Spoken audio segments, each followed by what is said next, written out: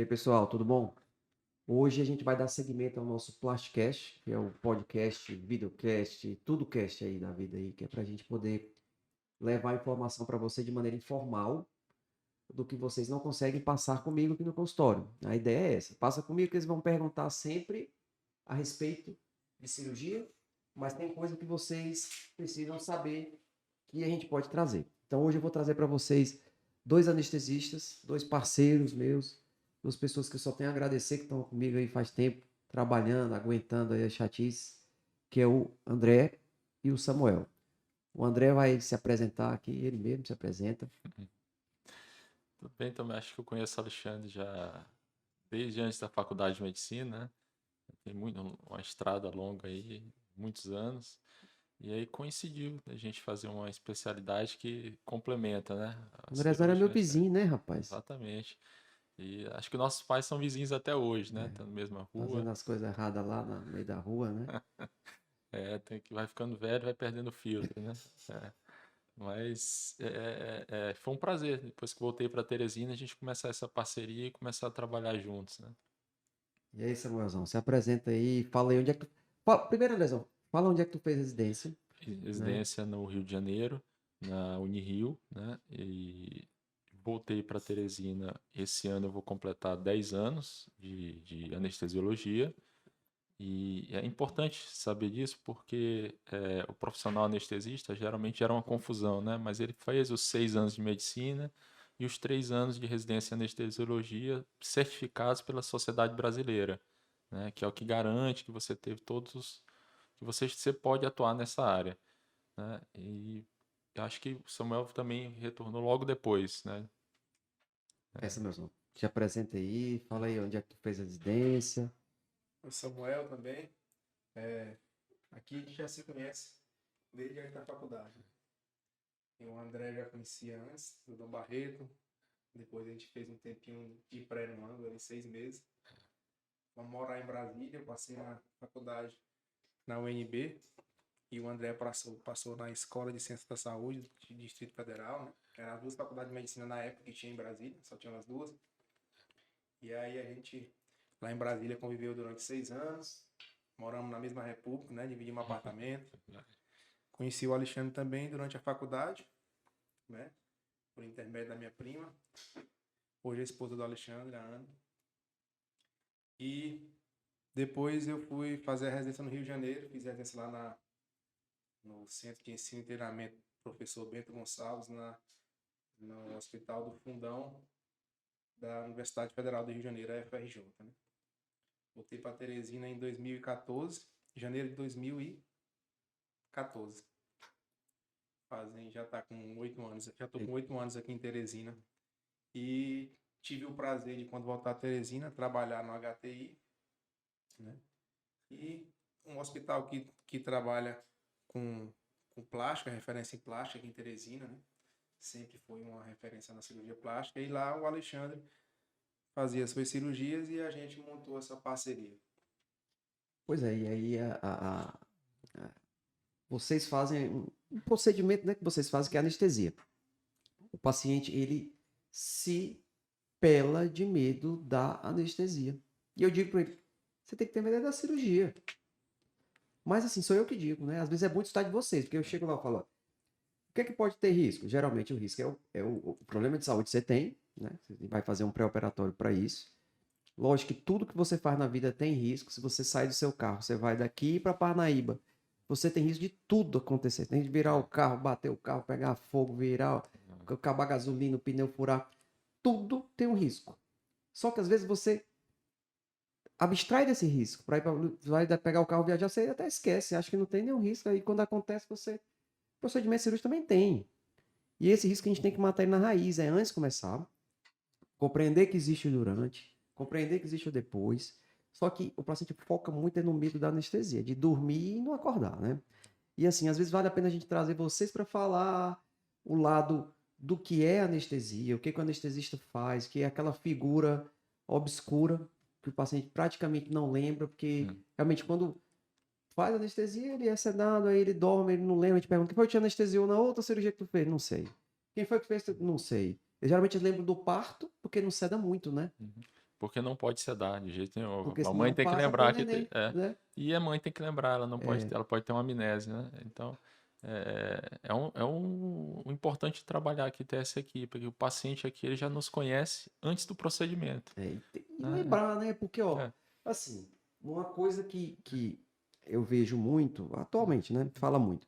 Conexão, conexão, conexão. Quanto mais pessoas você conhece, tem mais Uhum. conexão, eu digo o paciente, né?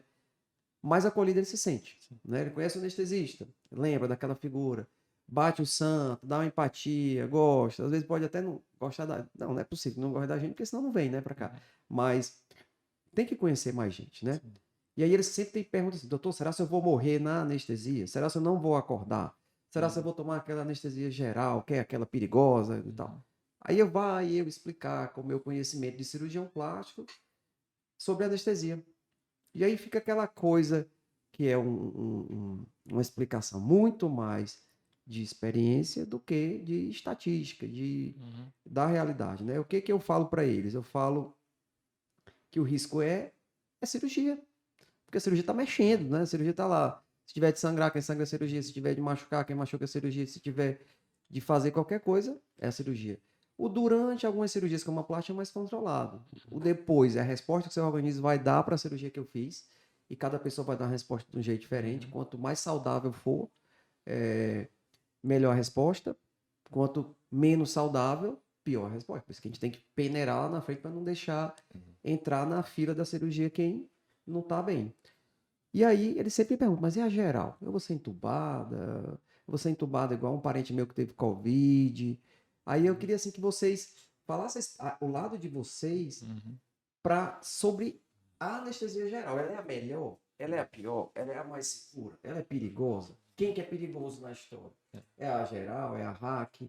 Entendeu? Vocês estão lá. Então, A gente tem que pontuar uma coisa da anestesia, porque a anestesia ela é uma especialidade médica um pouco distante do paciente, assim, em termos de conhecimento, porque o paciente não tem uma relação construída médico-paciente com igual o cirurgião, né?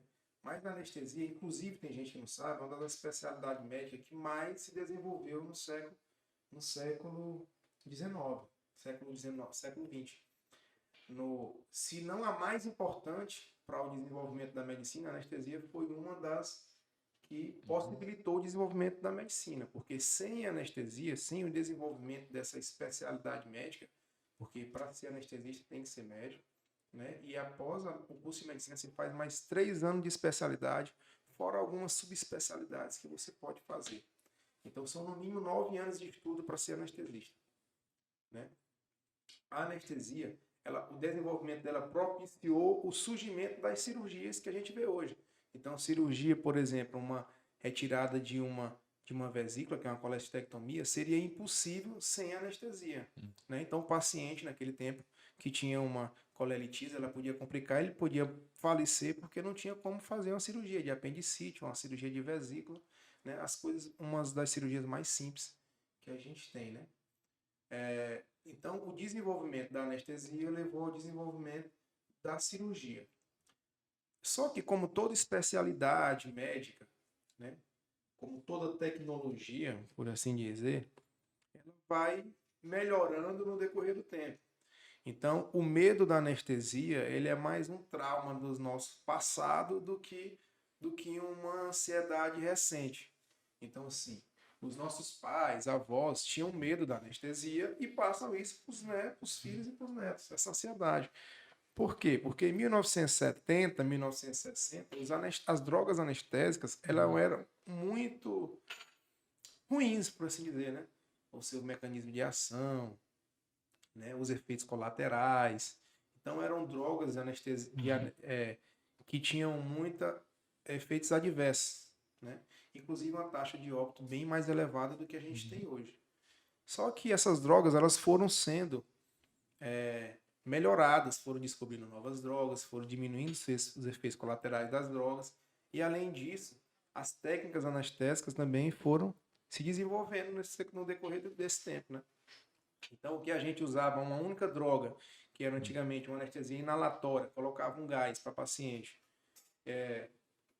dormir, por assim dizer, ficar anestesiado, né? E esse daí dava vários efeitos colaterais, como náusea, vômito, dava efeito no coração, então o paciente às vezes tinha uma complicação intraoperatória mesmo, e naquele tempo morria mesmo da anestesia. Né? Era um procedimento perigoso a anestesia, como, não só a cirurgia, como a própria anestesia tinha a sua taxa de complicação grande, né? Mas depois da década de 80, 90, foram surgindo outras drogas, a medicina foi melhorando e a anestesia, como uma especialidade médica, melhorou também. Então, novas drogas e novas técnicas anestésicas. A gente não faz só mais anestesia com apenas uma droga, a gente faz uma anestesia que a gente chama multimodal. A gente usa várias drogas com doses pequenas. Então, a dose pequena, ela diminui os efeitos colaterais, né? Como a gente costuma brincar, todo anestésico pode ser letal, dependendo da dose que você usa, né? E aí a gente usa pequenas doses de várias drogas, né? Faz uma anestesia que a gente chama balanceada e multimodal, a gente consegue diminuir esses efeitos colaterais. Tanto que a paciente de plástica hoje, que vai ser submetida a uma anestesia, uma complicação anestésica, é uma probabilidade ínfima. Uma complicação puramente anestésica é uma probabilidade ínfima de ocorrer, por exemplo, uma complicação grave como um óbito, como não acordar de uma anestesia. A gente pode pontuar, na década de 50, a mortalidade chegava a 1 para cada 1000. Era alta, era desproporcional. E hoje é 1 para 1 milhão. Né? Então, a anestesia é como aviação. Você vai decolar, planar e o avião vai descer. Entendeu? No final, que as pessoas falam, eu tenho medo de não acordar. Eu falei, não, você vai decolar, vai ter o intraoperatório e o avião vai descer e você vai acordar. Entendeu? Justamente pelo que o Samuel falou, a gente melhorou nas drogas, melhoramos na monitorização e isso tudo repercutiu muito para reduzir a morbimortalidade. A mortalidade é menor, bem menor, e a morbidade, que são as complicações relacionadas à anestesia, também são diminuídas com essa evolução ao passar dos anos. Então a gente acredita que esse mito da anestesia com essas novas técnicas vai cair, né? Que as pessoas vão sentir cada vez menos medo. E o intuito de conhecer a equipe, de vir antes de me conhecer o Samuel, saber quem é o anestesista. E só nesse conhecimento o paciente já vai se sentir mais seguro. Né? Eu gosto também de comparar com a história do avião. O paciente é um passageiro do avião. E assim, se a gente parar para pensar, vou me colocar no lugar do paciente. A gente que é cirurgião, a gente que é médico, a gente que faz o procedimento, que está lá dentro do centro cirúrgico, né, que é a nossa rotina, quando a gente está no lugar do passageiro, a gente fica com medo também. Porque imagina no avião, tu entra, tu tá sentado, tu só olha para o lado pela janela. Se quiser descer, dá para descer? Não dá. Tem que esperar o avião pousar. Então, eu até confesso para você, eu tenho medo de fazer cirurgia. Eu tenho medo. Tenho medo de quê? Da anestesia. Também, de fazer e não acordar. O paciente tem, eu também tenho. Quando eu entro num lugar e eu não tiver o controle, que é a história de estar anestesiado dormindo, eu não ter o controle de saber o que está acontecendo durante e se vai dar tudo certo depois, me dá medo. Aí o que você tem que ter? Confiança. Exato. Tem que confiar. Aí você tem que criar vínculos para ter confiança. Você vai criando vínculo com a equipe, com o anestesista. Agora, a informação é a coisa principal. Se você trabalhar bem com a estatística, você diminui o medo, que é o que tu está falando, 1 para 1 milhão. Diminui o medo. Empatia, contato, diminui mais ainda. Mas o medo sempre vai existir. Mas eu gosto sempre de deixar para o paciente assim, olha, mas guarde seu medo para a cirurgia, guarde seu medo para depois. Para tudo que acontecer de diferente do normal, você me avisar. Fique com medo, tenha medo. Tá vermelho? Me diga. Tá com a perna inchada? Me diga. Guarde esse medo para depois. Para durante, deixa a gente trabalhar, deixa na mão dos anestesistas, missão de confiança. Que é aquela coisa. O controle, você pode perder, ok. Mas o entregue para quem sabe cuidar, né? Eu acho que é importante, né? Você sabe que o paciente sempre dá um feedback, né? Você começa a fazer a avaliação aqui, ele opera, depois você volta na outra semana, encontra o paciente ali na recepção, ele sempre dá um feedback, né? E esse medo é bem menor quando ele passa pela avaliação pré-anestésica. Ele veio, ele te conheceu, às vezes você não precisa entrar com nenhuma medicação, que é um recurso da avaliação pré-anestésica, uma medicação pré-anestésica. Às vezes só uma boa conversa, a explicação do que vai acontecer, A gente gosta de explicar até como é que ela chega no hospital, por onde entra, qual roupa vai usar, o que não pode ter brinco, não pode usar isso, aquilo. Quando ela entrar, quem ela vai encontrar na sala de cirurgia, como é que é a sala de cirurgia, né? Então, isso aí a paciente já vai criando uma intimidade com o processo, né? É diferente. Você chegar do nada e entrar lá, olhar 4, 5 rostos desconhecidos, aí realmente você vai ficar em pânico, né? Não tem Exato. como. E é um ambiente hostil, né? Como se você É, chegasse assim, parece aqueles filmes de ficção científica que é, você vê que o paciente deita, aí tem aquela luz em cima, né? Que é o tem o foco, foco, aí vem o ET e vai abrir a barriga dele, né? E tá. não, é mais ou menos a A sala sensação que ele tem, gelada, né? né? E aí o que que tem que ter? Você tem que ter um acolhimento global, aí vem a equipe da enfermagem, pega na sua mão, tal. Vem o É, anestesista que talvez ela já conhecendo, ela, opa, essa figura amigável, é, eu posso confiar, exato. entendeu? Então, é uma coisa que, se a gente for parar para sempre colocar no lugar do outro, né? Então, assim, ser anestesiado precisa dessas etapas, né? E, assim, uma coisa também que é bom que os pacientes conheçam são os tipos de anestesia que são utilizados Sim. em cirurgias de uma maneira geral. Não digo nem só da plástica. Por exemplo, a gente que Uhum. faz procedimentos menores, às vezes no consultório, na clínica, a gente usa muito anestesia local, que é aquela famosa picadinha para tirar um sinal, para tirar. Só que aí você vai fazendo procedimentos maiores, você vai precisando de anestesias mais complexas e que precisam do especialista, que no caso é o anestesista. Aí tem a hack, né? Aí tu explica para a turma aí, a hack, a É, peridural, a geral. só lembrando, a anestesia técnica anestésica não é a mesma de um paciente para o outro, né? Uhum. Então ela vai variar de acordo com a complexidade da cirurgia, com o tempo cirúrgico e com o paciente, porque quando você vier para avaliação pré-anestésica, nós vamos passar por uma história clínica, que vamos conversar sobre vários pontos individuais do paciente, incluindo o uso de medicações, alergia a medicações, que é muito importante. Vamos passar por um exame físico, avaliação da via aérea do paciente, que também para a gente é muito importante, e em seguida a avaliação dos exames complementares. Durante esse processo todo, é que nós vamos ao final decidir a melhor técnica anestésica para você, para o paciente.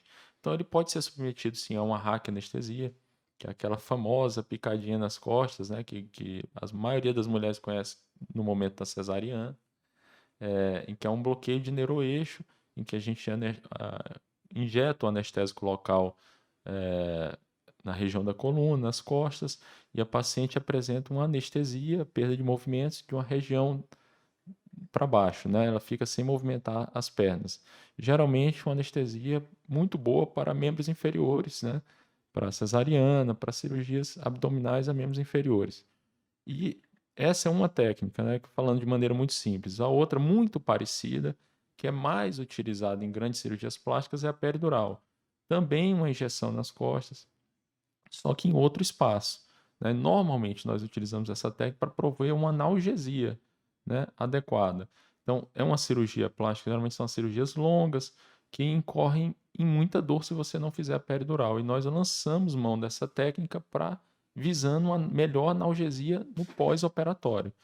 E podemos complementar também com anestesia geral, que é a que está mais incomodando as pessoas durante esse momento de pandemia, porque durante a anestesia geral é realizada a intubação orotraqueal do paciente. Então é aquela anestesia que a gente coloca um tubo na boca, ele vai até a garganta, né? E aí a gente controla a ventilação da paciente durante a cirurgia, né? E ao final a gente tira esse tubo e a paciente respira normalmente, conversa com a gente, como no período pré-operatório. Então, vai depender. E mesmo a lipoaspiração eu posso fazer a hack, mesmo a lipoaspiração eu posso fazer peridural e mesmo a lipoaspiração eu posso fazer só anestesia geral. Ou posso combinar alguma das técnicas anestésicas. Depende do paciente, entendeu? Aí que tu aproveita o bom de um e E diminui o efeito colateral da outra. colateral do outro. E quando você. E a intubação é diferente, né? Quando você coloca o tubo, o propósito é diferente do paciente que está Exatamente. no UTI com o Covid, né? Esse é o Exatamente. medo que eles têm. É. Por exemplo, qual que é a diferença de você intubar um paciente saudável que está ali fazendo uma plástica e vai tirar o tubo no fim da cirurgia Uhum. para um paciente que intuba porque é necessário porque está mal? Eu gosto de falar para os pacientes que a anestesia começa no dia anterior, né? Então, no dia anterior, o paciente vai preparar o seu jejum. No dia anterior, ele vai tomar um ansiolítico, né? Uma medicação para ele ficar calmo, dormir bem, chegar bem no hospital. Quando ele chega no hospital, ele entra dentro do centro cirúrgico, diferente do avião, que eu estava comentando, né? Que você olha para a janela e não pode sair. Na anestesia é um pouco mais tranquilo, porque em 10 minutos que está dentro da sala de cirurgia, o paciente já está Dormindo. com a ansiedade diminuída, a gente já fez algum ansiolítico lá, o paciente já está dormindo. Vamos dizer assim, ele vê aquela preparação da cirurgia já dormindo, né? A gente usa algumas drogas para melhorar a ansiedade ou até para induzir mesmo já a anestesia geral. Então ele vai passar a cirurgia inteira dormindo. Quais os pilares de uma anestesia, principalmente anestesia geral, né? Primeiro, a analgesia. Então a gente pode fazer a raquianestesia ou a peridural com o intuito de analgesia, né? Então o paciente não vai sentir dor e não é para sentir dor, porque ele vai ser cortado, vai ser suturado, vai ser lipado, entendeu? Vai ser furado e aí ele tem que ter, não é para sentir dor, né? Então o primeiro pilar é a analgesia. O segundo pilar é que a gente chama de hipnose, né? Então a hipnose é o paciente estar dormindo, não é estar hipnotizado. Eu não vou fazer comandos para o paciente, mandar ele levantar e ele vai levantar e não vai lembrar não. A hipnose que a gente fala é a perda, como o André está falando aqui, a perda da consciência. Então ele vai estar dormindo, um sono profundo, né? Que ele não vai ter, que ele vai ter amnésia, não vai lembrar inclusive do que ele estava sonhando ou do que estava acontecendo ali, né? Ele vai ter esse lapso de memória que é o tempo cirúrgico. O terceiro é uma simpatólise que a gente chama. Então a gente faz uma peridural e a RAC também faz. E assim como a anestesia geral, as drogas que a gente usa, simpatólise é a gente controla a frequência cardíaca do paciente e a pressão, para que ela não fique alta e nem fique baixa demais. Quando o paciente está em uma cirurgia, a dor, a incisão cirúrgica e o manejo da cirurgia pelo cirurgião, ele provoca descargas adrenérgicas. Então aumenta a frequência, aumenta a pressão. Para isso eu tenho que estar o paciente tem que estar com uma simpatólise, então para que essa pressão e a frequência cardíaca não aumentem. E uma coisa bastante importante em cirurgias, que a gente chama, algumas são necessárias, outras não, é o relaxamento muscular. Então, o paciente vai ter que estar com o relaxamento muscular para que a cirurgia possa acontecer de uma maneira mais tranquila. O paciente não mexer durante a cirurgia. E aí provocar, inclusive, algum acidente. Então, como é que esse relaxamento muscular é feito? Com uma droga. O relaxamento muscular de uma RAC, o paciente, de onde ele está bloqueado, né? Ele não tem nenhum movimento. Está bloqueado, inclusive, com relaxamento muscular. Mas na anestesia geral, a gente tem que lançar a mão de outras drogas para promover esse relaxamento. E o relaxamento muscular, inclusive, relaxa o diafragma do paciente. Então, ele não vai ter mais uma respiração ativa, né? Ele não vai mais conseguir fazer a sua respiração. Vai ter que ser feita pelo ventilador. Para isso, a gente coloca um tubo no paciente, né? Que é o tubo orotraqueal, e conecta esse tubo a um respirador. Ele vai ficar com a respiração dele controlada em todos os seus parâmetros. A gente vai setar a frequência respiratória do paciente, a gente vai setar o volume de ar que entra para esse paciente a cada respiração. A gente vai setar o que esse paciente está inalando, a quantidade de oxigênio que ele está inalando, a quantidade de ar comprimido que ele está inalando, a quantidade de anestésico inalatório que está indo para ele. Então, assim, é totalmente controlada a ventilação do paciente pela gente, né? Além dos outros parâmetros de frequência cardíaca, hemodinâmicos. Aí, pegando um gancho do que o Samuel falou da ventilação, essa foi uma das grandes evoluções da anestesia. Os aparelhos de anestesia, os ventiladores. Eles, se você pegar, né, na década de 80, os hospitais aí, privados no Rio, praticamente só tinha uma saída de oxigênio. O anestesista andava com uma maletinha com um ventilador. Não, isso não acontece mais. Hoje não tinha parâmetro nenhum. Tinha parâmetro nenhum. Não sabia quanto o paciente estava. Não tava E o paciente ficava, não tinha relaxamento muscular, ele reagindo. a ventilação dele era espontânea. É, Então, dificultava bastante a cirurgia. Aí, além isso, é uma das grandes evoluções da anestesia. A outra são os monitores, né? Então, o paciente relata muito esse medo de acordar na cirurgia, né? Então, um medo que eu tenho é de acordar. Tem alguns filmes, um filme muito famoso, que o paciente passa a cirurgia toda acordada, né? O Awake, né? A Exato. vida por um fio, né? Exatamente. E hoje a gente lança mão de alguns monitores, como o BIS, né, que apresenta o índice bispectral, com uma numeração em que a gente tem a certeza que a gente, mais uma ajuda de que o paciente está na faixa anestésica, que ele não está superficializando ou acordando. Até os monitores mais modernos, como o NOx, né, que você tem, além da consciência, ainda a dor, a percepção de dor do paciente. São dois parâmetros juntos. Se o paciente está tendo consciência e se ele está sentindo dor no mesmo monitor, através apenas de alguns eletrodos que você coloca na fronte, na testa do paciente, né? Então, outras evoluções que são realizadas da anestesia na anestesia geral. E você tocou muito o Alexandre falou muito do Covid, né? Porque eles estão com medo da paciente, a população em geral tem medo da intubação, porque o desfecho... No Covid, né, quando a intubação é o momento da despedida, é o momento da incerteza, é o momento onde o paciente que vai ser intubado, ele se despede, porque ele olha, ele viu lá que a estatística é desfavorável para ele, Exato. e aí o paciente, é impossível que ele não leve esse aprendizado, esse subconsciente, para o momento que ele vai ser intubado para a cirurgia. Tanto que alguns choram, a gente vê o paciente estar em lágrimas lá. Mas é uma intubação completamente diferente, né? Você está fazendo tudo programático, eletivo.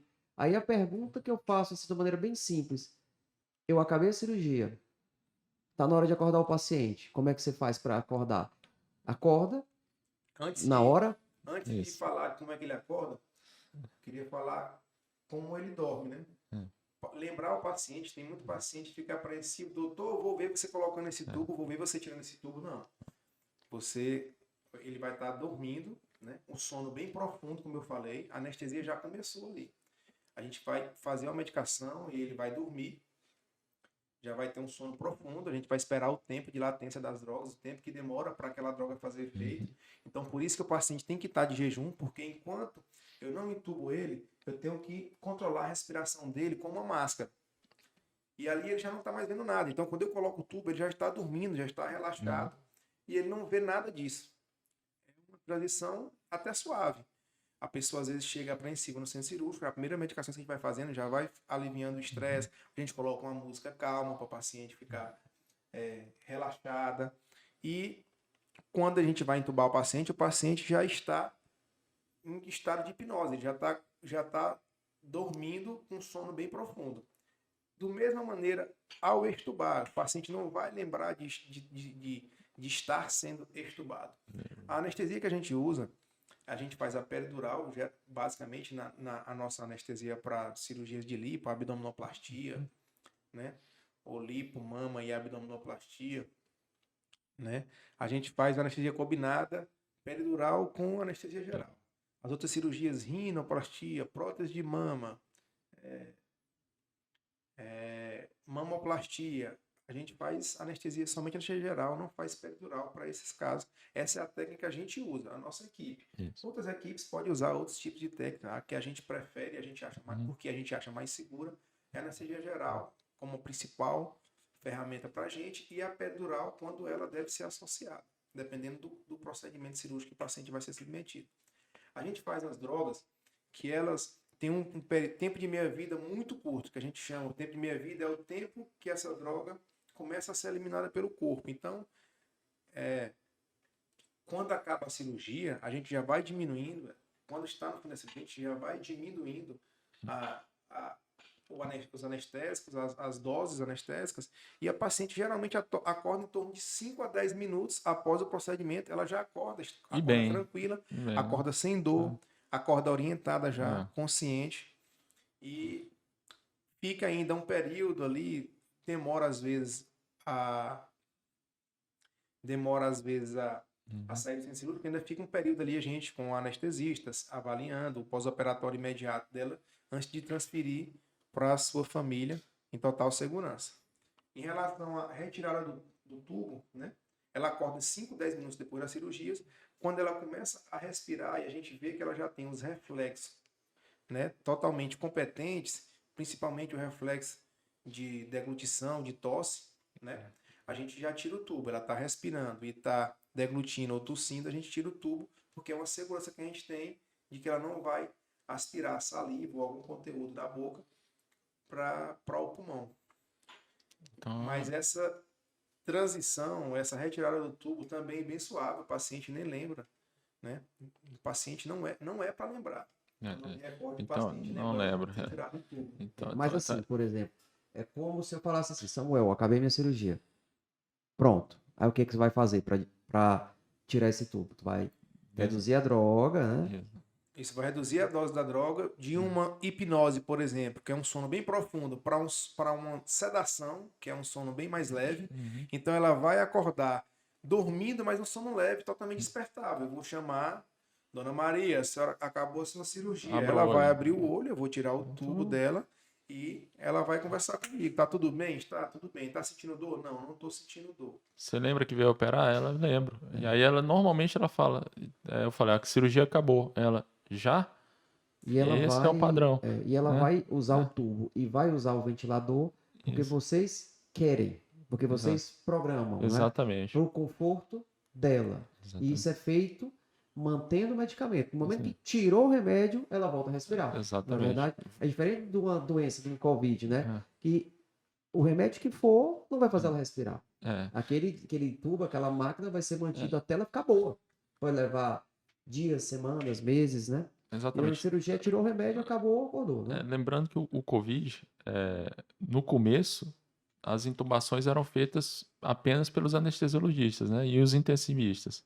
E chegou um período aqui que a nossa sociedade aqui no Piauí, a SAEP, Sociedade de Anestesiologia do Estado do Piauí, nos colocou todos para fazer a formação de todos os médicos. Então, eu lembro que no HGV, os clínicos, os fisioterapeutas, os enfermeiros, nós fizemos um treinamento de intubação, sequência rápida, para todos os profissionais que iriam trabalhar na UTI. Fizemos uma escala de intubação. Eu lembro que qualquer intubação era realizada por um anestesiologista, que era o profissional mais habilitado para que naquele momento de urgência e emergência, numa velocidade mais rápida, que procedesse a intubação orotraqueal.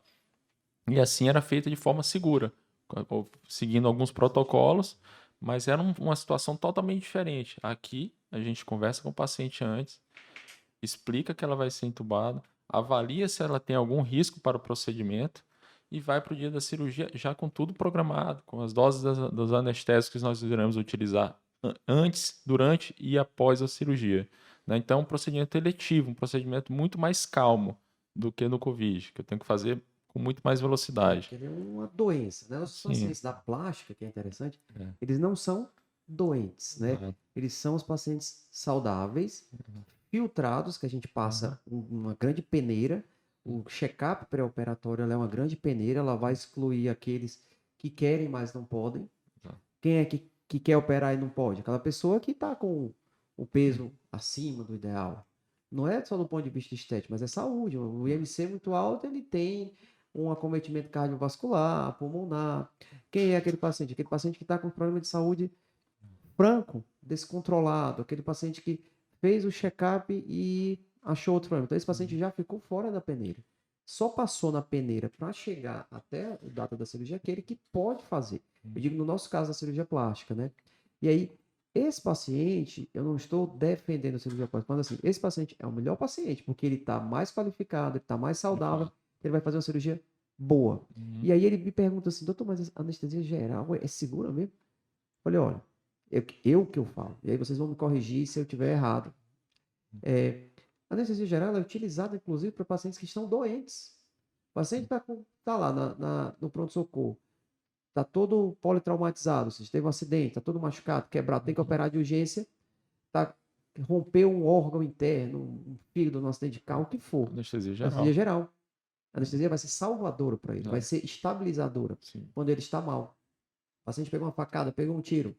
Anestesia geral. Então o paciente já vem ruim, já vem grave, vai receber uma anestesia geral que provavelmente vai ajeitar o paciente para o cirurgião. Outro exemplo, é o paciente da cirurgia cardíaca. Cirurgia definidora, salvadora de vida. Diferente da nossa. Nosso paciente tá bom. Cirurgia cardíaca ele tá lá porque ele precisa muito. Anestesia geral. Também. E as cirurgias, elas passam por momentos complicados, essas principalmente. Sangra muito, ou vai tirar um órgão, vai fazer alguma coisa dessas outras especialidades. Eu estou falando da cirurgia plástica nesse momento, não. E quem é que vai resolver? Quem é que vai manter a cirurgia geral? É como se vocês fossem, vamos pegar o exemplo de futebol. O brasileiro, todo brasileiro conhece futebol, a mulherada aqui que está ouvindo conhece futebol, pelo menos se não conhecer tanto, assiste com o marido, pergunta para ele o que é fazer o meio de campo, né? Arrumar a coisa, arruma a casa para o cirurgião trabalhar. Exato. Por isso que a gente fala, a gente não vive sem um anestesista. Porque toda e qualquer instabilidade, o anestesista está lá para corrigir, arrumar, nos ajudar. Então, assim, eu acho às vezes até injusto quando o paciente chega e quer dar o crédito da cirurgia e do sucesso só para a gente. Ele tem que lembrar de todo mundo, lembrar do anestesista, lembrar da equipe, de quem fez o curativo, de quem cuidou, de quem recebeu. E, na verdade, Mas eu costumo brincar que o anestesiologista ele tem que ser uma especialidade desprovida de ego. Essa não é uma especialidade para o cara ter o ego alto, para querer muito retorno. O cara tem que saber que ele tem que saber servir bem, trabalhar bem e fazer com que a equipe flua. é o Batman. Entendeu? Trabalha nas sombras, resolve o problema, né? Exatamente. Então, Esse ponto aí da intubação e da anestesia geral, só lembrar que a intubação não é simplesmente escorregar um tubo na garganta do paciente e conectar ele ao ventilador. A gente tem que usar drogas e preparar o paciente para isso. Um paciente que está na UTI grave, você vai usar drogas diferentes, você vai usar... É um paciente mais desafiador para a intubação. Por isso que ele pode complicar mais no meio de intubação. É um paciente que não está em reserva, ele não tolera muito tempo sem um oxigênio, por exemplo. Então, além paciente que tem algumas outras complicações cardíacas, renais. Então, você vai ter que escolher a droga certa para aquele paciente. O procedimento tem que ser mais rápido, mais ágil, né? E aí, nessa questão do Covid, que ficou muito em voga, a intubação, e o pessoal ficou com muito medo, o paciente do Covid tem o que a gente chama de uma reserva muito baixa. Então, qualquer tempinho que ele tiver de apneia, sem respirar, o paciente já desatura. Né? A saturação dele já cai. Então, tem que ser um negócio bem rápido. A intubação na cirurgia eletiva, ela é totalmente programada. A gente usa as melhores drogas, né, para aquele paciente. Então, a gente sabe o que está fazendo. A gente vai fazer o que é melhor para ele com menor risco. É uma intubação praticamente sem risco nenhum. Uma intubação no paciente de cirurgia eletiva. E esse medo do paciente de anestesia geral é um mito, porque às vezes o paciente não tem medo de uma hack nem de uma peridural e tem medo de anestesia geral. Exatamente porque ele vai estar dormindo e ele não tem controle do que vai estar acontecendo. Entendeu? E na hack ele vai estar acordado e na cabeça dele ele vai estar ali, pode ajudar de alguma maneira se tiver alguma complicação, né? Mas a anestesia geral é a mais segura, tanto que num paciente grave, por exemplo, que você citou, no politraumatizado, paciente que está sangrando, né? E a gente tem que controlar todos os parâmetros desse paciente. A gente não faz bloqueio, né? Não faz hack anestesia, não faz peridural. A gente faz geral porque é uma anestesia mais segura. A anestesia que ela interfere menos na homeostase do paciente, interfere menos no controle do paciente. Então, é uma anestesia que ela vai diminuir menos a função cardíaca, ou menos o poder da bomba do coração, por exemplo, vai diminuir menos a frequência cardíaca, menos a pressão, vai ficar mais fácil da gente controlar. A anestesia geral passa a estar na nossa mão. Se eu quiser aumentar a pressão dele, eu faço uma droga que aumente a pressão. Se eu quiser aumentar a frequência cardíaca, eu faço uma droga que aumente a frequência cardíaca. Se eu quiser baixar a pressão ou a frequência cardíaca, eu faço uma droga que baixa ou diminui a frequência cardíaca.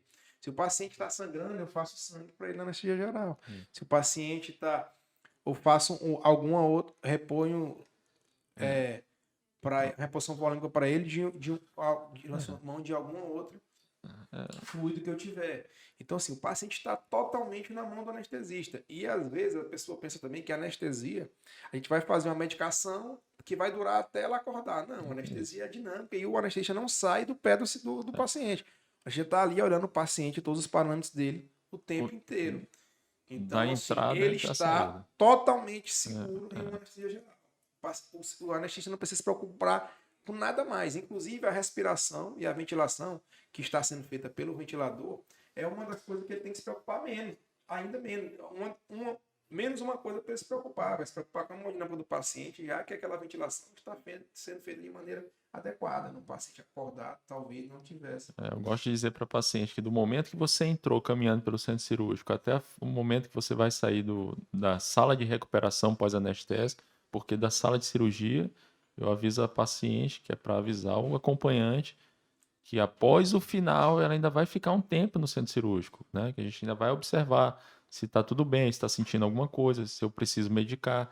Então, desse momento da entrada de sala até a saída do centro cirúrgico, ela fica sob a supervisão de um profissional anestesiologista. Ele fica o tempo todo com ela na cirurgia, controlando todos esses É parâmetros. uma coisa que a gente tem que deixar certa na cabeça das pessoas. A anestesia geral é a técnica anestésica mais segura. Né? Ela é mais segura do que a raquianestesia, é mais segura do que a peridural. Então tem que ficar na cabeça das pessoas. A anestesia geral é a anestesia mais segura. Né? Ah, mas por que eu não faço na cesariana a anestesia?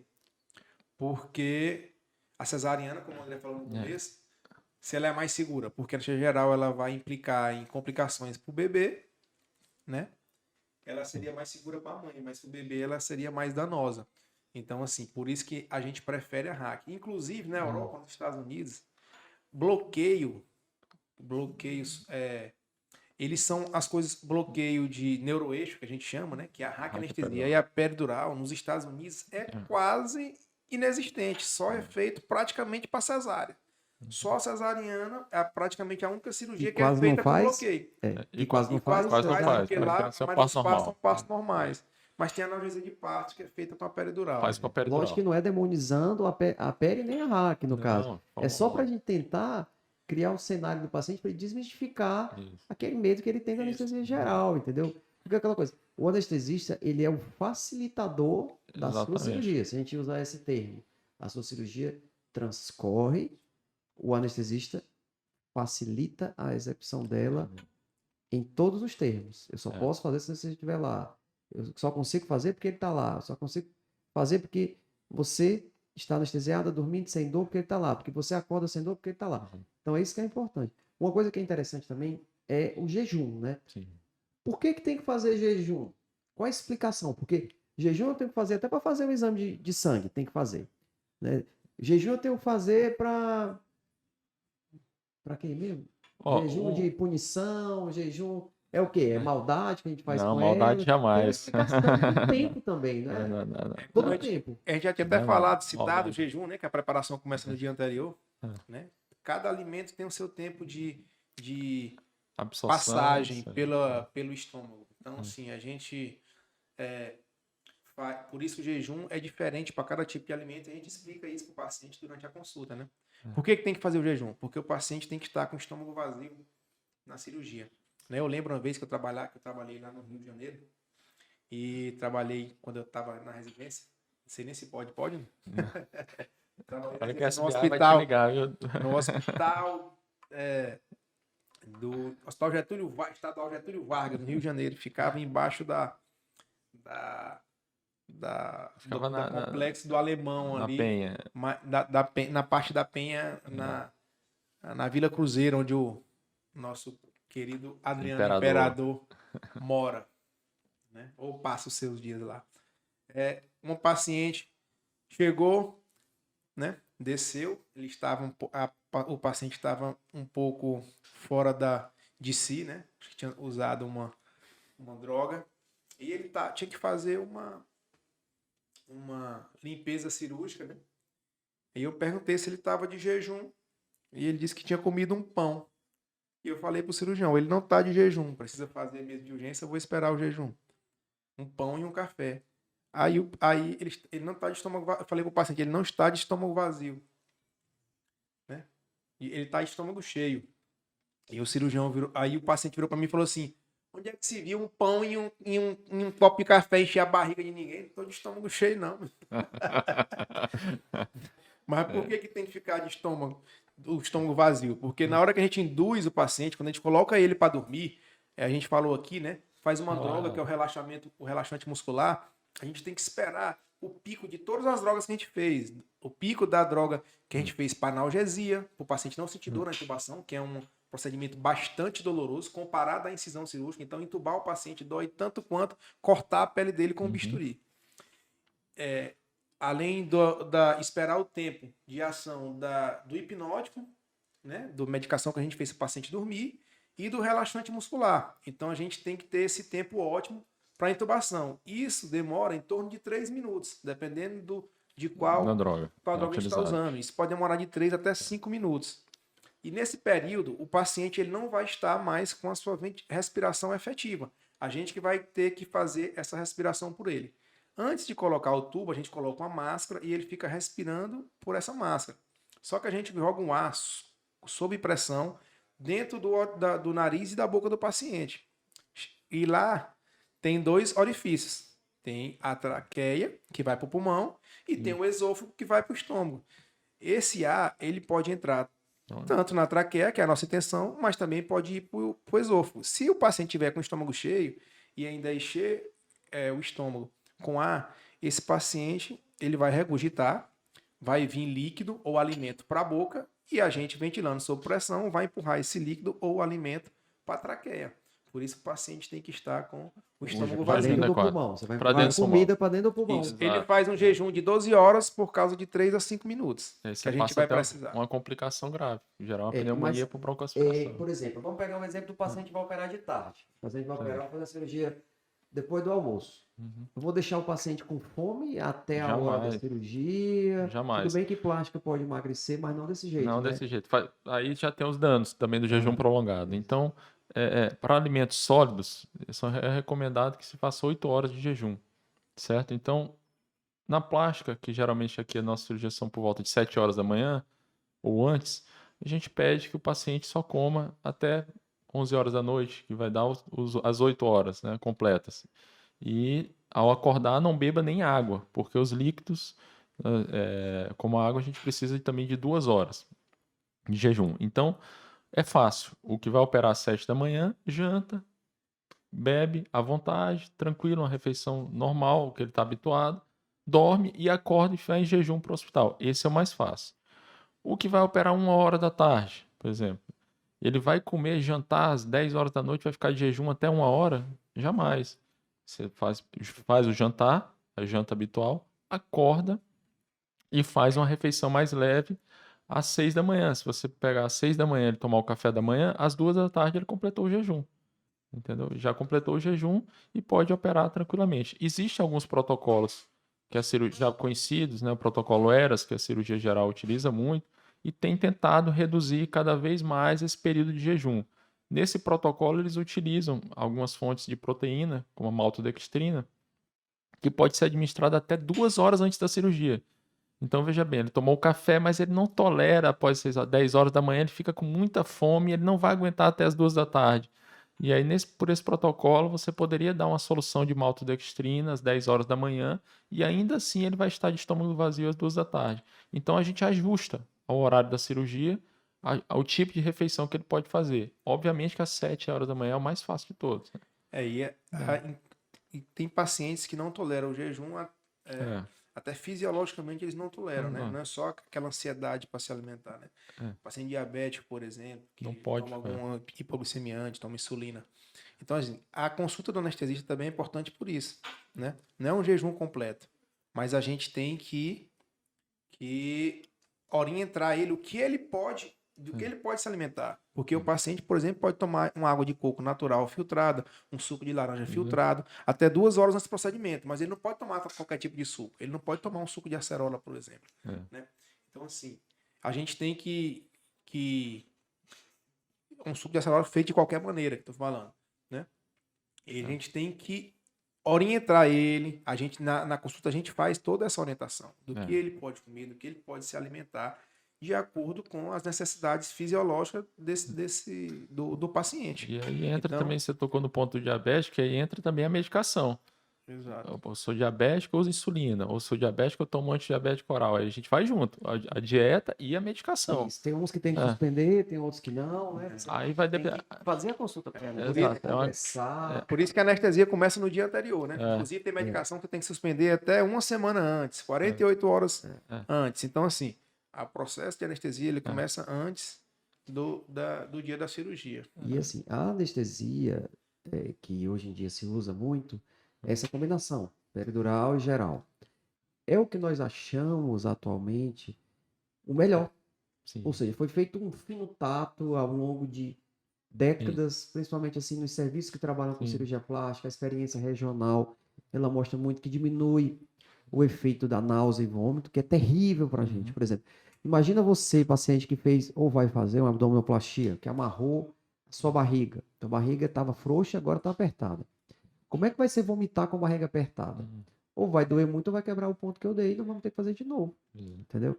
Imagina você, paciente, que chegou no seu quarto vai vomitar muito. Então, o anestesista tem que estar nesse meio. Então, ele vai manipulando as medicações de acordo com a cirurgia que é feita. Então, a cirurgia plástica ela vai acabando ficando um pouco diferente das outras. Por isso que a gente vai tendo nossas preferências de anestesistas, os anestesistas vão tendo o refinamento das medicações que eles usam, eles vão criando como se fosse... como você vai num restaurante, né? A receita daquele chefe é completamente diferente da receita de outros locais, porque ele vai adaptando de acordo com cada situação. Então, se eu vou fazer uma plástica de mama, ele usa um tipo de preparo. Se eu vou fazer a prótese de mama, que é de recuperação rápida, ele faz outro preparo, porque eu tenho uma necessidade de botar o paciente para se movimentar tão logo quanto possível, liberar o paciente do hospital mais rápido, dar uma dinâmica melhor e, ao mesmo tempo, focar no maior medo pós-operatório que o paciente tem. Ela pergunta, ela sempre fala assim, doutor, vai doer muito? Porque minha amiga disse que doeu muito quando ela fez. Mas outra amiga minha disse que não doeu nada. Qual é a cirurgia que mais dói? Por que que mais dói? Então, essa é a pergunta que ela faz para mim. Aí eu jogo para vocês. A anestesia, ela é pro durante, para ela não sentir dor, enquanto eu tô cortando ela, né? Que não pode, isso aí não existe. Mas também é pro depois. Sim. A gente ficou Sim. muito aqui preso no intraoperatório, né? Mas o planejamento anestésico que a gente faz, ele é do pré-operatório, então, desde aquela medicação que a gente faz para diminuir a ansiedade do paciente no dia anterior, o jejum que a gente programa para o paciente, né? Vem o pré-operatório, vem as medicações que ele pode ou não continuar usando, né? Vem o intraoperatório e a gente faz o planejamento pós-operatório também. Durante o intraoperatório, a gente já faz um planejamento pós-operatório. Como eu estou falando, a gente escolhe drogas de tempo de meia-vida diferente. Além disso, o local de aplicação das drogas, às vezes, muda o seu tempo de eliminação. Então, se eu fizer uma medicação na raquianestesia, ela tem uma duração diferente do que se eu fizer numa peridural. E tem uma duração diferente do que se eu fizer na veia. Ou se eu fizer no subcutâneo do paciente. Então, a gente faz todo esse planejamento para que no pós-operatório o paciente tenha conforto.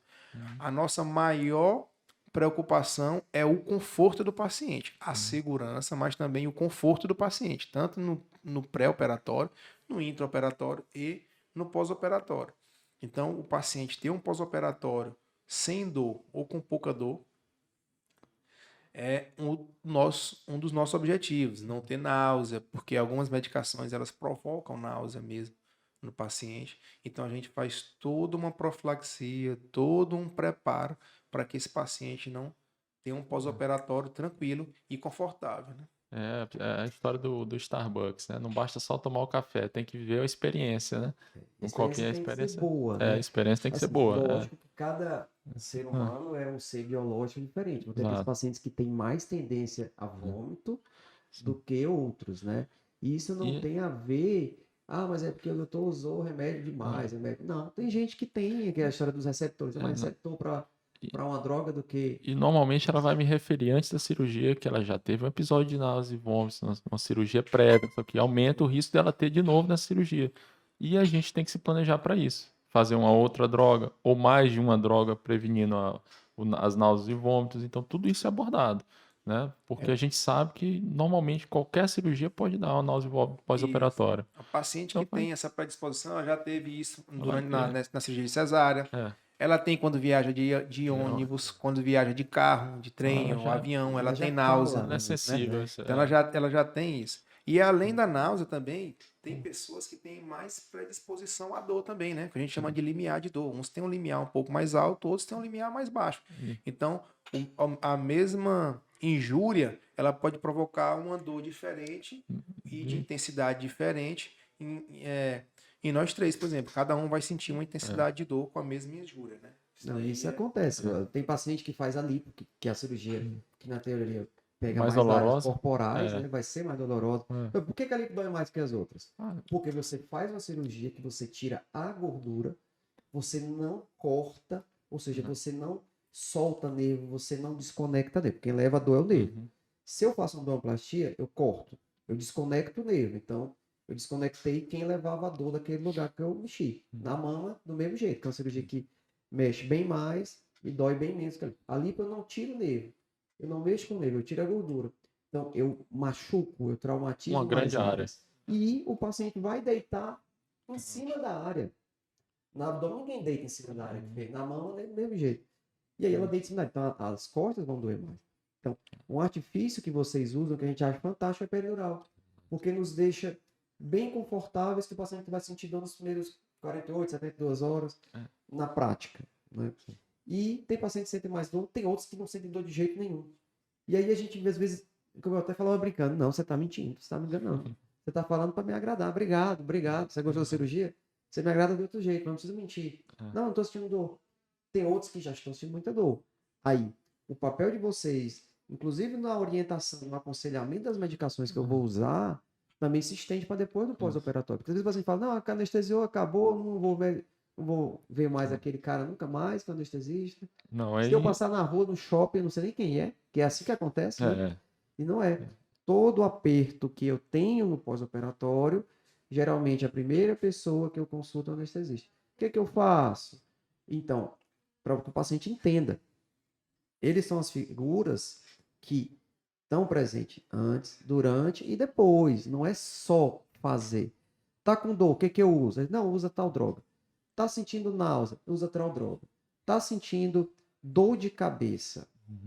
Faço o quê? Aí eles me orientam como cuidar. Então, é todo uma coisa que o objetivo de um podcast desse é a gente poder falar sobre os bastidores, como a coisa funciona por trás do palco, para que tudo seja bom, bonito, agradável e seguro. Algo muito grande, extenso e muito complexo, com muitas pessoas envolvidas, acontece por trás. E aí é que aquela coisa, nós estamos sempre se comunicando, por isso que a parceria é muito importante. Às vezes tem uma complicação, a gente vira o mundo de pé de cabeça, passa na casa do anestesista, pega ele, leva junto e tá lá para o que precisar, não é? E aí é que vocês veem, por exemplo, a dor, ela é melhor controlada no pós-operatório quando atua junto, não é verdade? a gente tem um feeling também, né? O Por retorno. exemplo, a gente sabe, o paciente dá dicas, dá sinais. Então, assim, desde o momento que eu tenho uma consulta com ele, na hora que eu vou iniciar a anestesia, que eu vou fazer uma punção venosa para colocar o soro nele. Então, a gente já sabe, né? A gente mesmo depois já conversa durante a cirurgia e fala, ó, essa paciente aqui vai sentir mais dor do que as outras.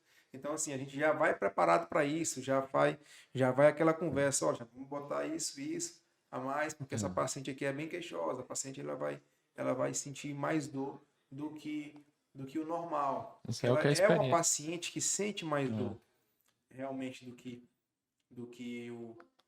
o normal. E aí do que as outras pessoas, né? Então a gente já vai preparado para isso, a gente já sente isso, já vê, interpreta os sinais que o paciente não dá e faz com que a gente planeje melhor também esse pós-operatório. Essa é a parte que a experiência traz, né? Do tempo de estrada. Porque essa feeling do paciente é tempo de estrada, né? E tem uma coisa que é engraçada, porque eu converso com vocês, né? É que é o tempo de ação da droga. Vocês falam muito, a peridural ela demora tanto tempo. Tanto tempo, para mim é mais. Porque eu tenho a visão experimental, Depois a visão do dia a dia, e vocês têm a visão matemática, né? E acaba que essa troca de informação é muito boa. Agora, olhando pela ótica, não mais do paciente, vamos imaginar que nós vamos bater nossa meta, nosso foco aqui é passar uma informação para o médico novo, para o residente, para quem está entrando na medicina agora. Anestesiologia é a área que vocês fazem, que vocês gostam. Uhum. É uma área que ela tem os seus lados positivos e os lados negativos. Vocês são pessoas que trabalham geralmente escondidos da figura do paciente. Vocês trabalham tendo que dar jornadas de plantão, porque é assim que o Sim. sistema de vocês Sim. funciona, né? O que você diria para um médico jovem? Você indicaria anestesia por quê? Você sabe, Alexandre, que um colega neurocirurgião me convidou para um outro podcast de estudantes de medicina, né? E aí o enfoque era esse. Agora, passado vários anos que você terminou a especialidade, você voltaria e marcaria a mesma opção? E eu posso dizer por mim, eu acho que o Samuel tem que eu marcaria. Porque juntando os prós e os contras da especialidade, eu me sinto muito feliz e motivado em continuar trabalhando com anestesia. Então não é uma especialidade que eu tipo, oh, meu Deus, eu tenho que ir. Não.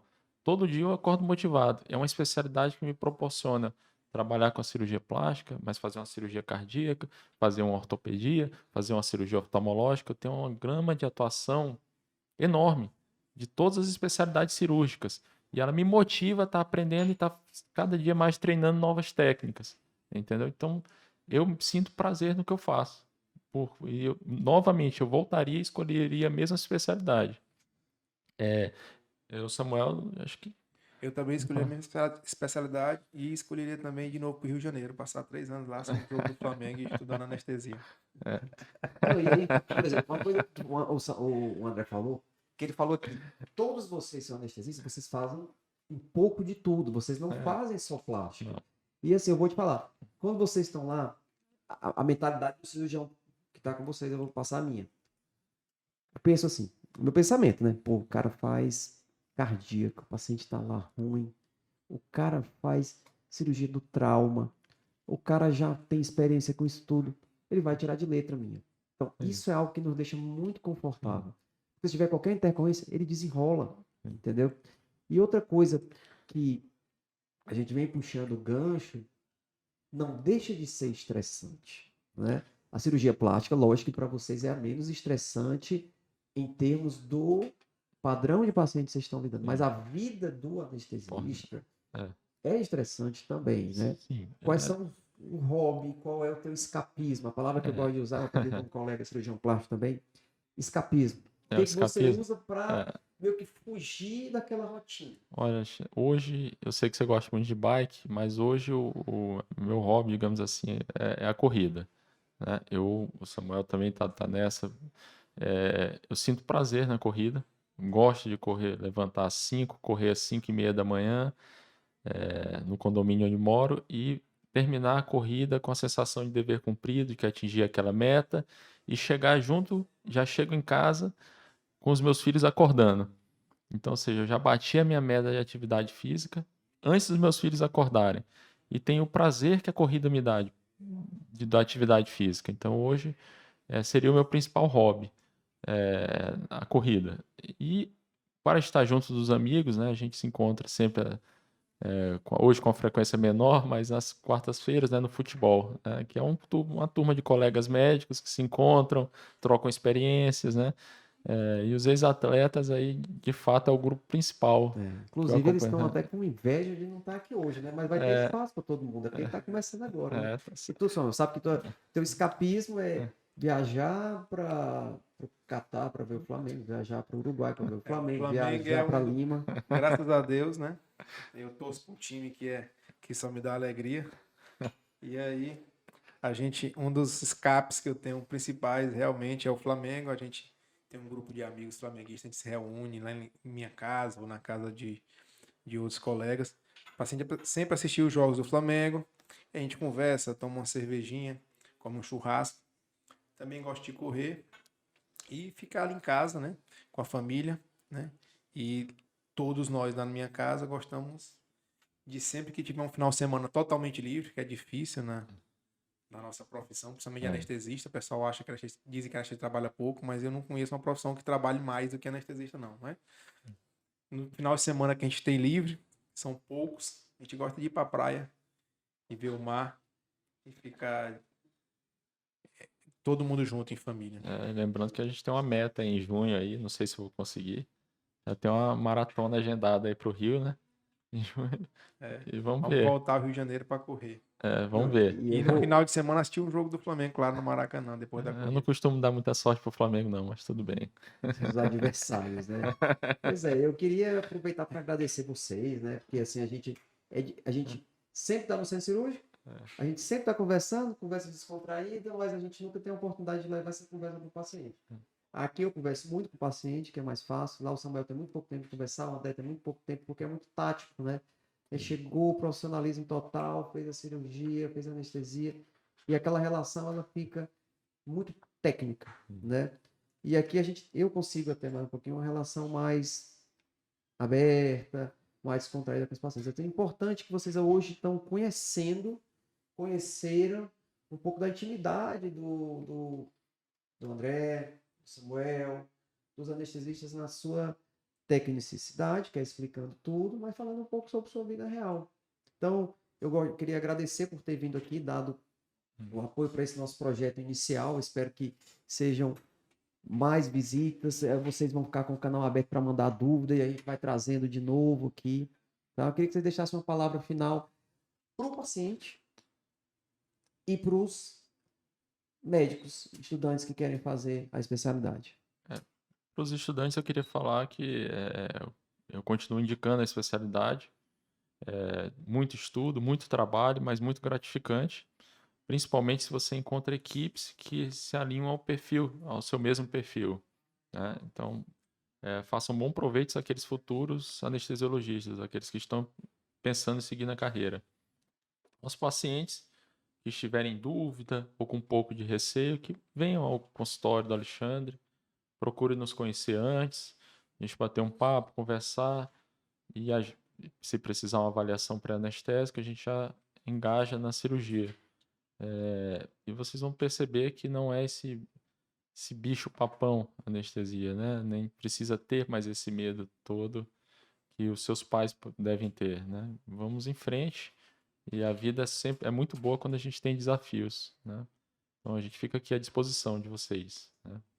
E sempre com muito fé em Deus. Eu sempre falo para os pacientes que tem que ter uma espiritualidade. A vida ela é corpo e alma e espírito, né? Então a gente prepara aqui o corpo, mas lá fora vocês têm que continuar preparando o corpo, a alma e o espírito também. A mensagem que a gente tem para deixar é que a gente tem que realmente desmistificar, né, a anestesia, cair esse mito de medo de anestesia, né? A anestesia é um procedimento médico bastante seguro, né? Complicações puramente anestésicas são raríssimas, né? Existem complicações cirúrgicas do intraoperatório, não por conta pura e simples da anestesia, mas por conta do próprio procedimento. Tem procedimentos que são complicados por si só, pacientes que são complicados já também por alguma comorbidade, né? Alguma morbidade, né? E nada melhor que para desmistificar essa crença e esse medo à anestesia do que a consulta pré-anestésica, né? Você consultar o seu anestesista, conversar com o seu anestesista, tirar suas dúvidas, pedir explicações, né? Vai deixar você segura e tranquila em relação à anestesia. E para os estudantes, o que eu tenho para dizer é que a anestesia é uma especialidade excelente, né? Como o André falou, não é especialidade para quem tem o ego aumentado, né? Porque muitas vezes você não tem crédito por aquilo que você faz, não lhe dão o crédito por aquilo que você faz, né? E esqueçam que anestesista trabalha pouco, porque realmente é uma das especialidades que mais trabalha. Que diga minha mulher e meus filhos, né? Que me veem bem menos do que eles gostariam de ver. Então, pessoal, é isso aí. Obrigado e até a próxima.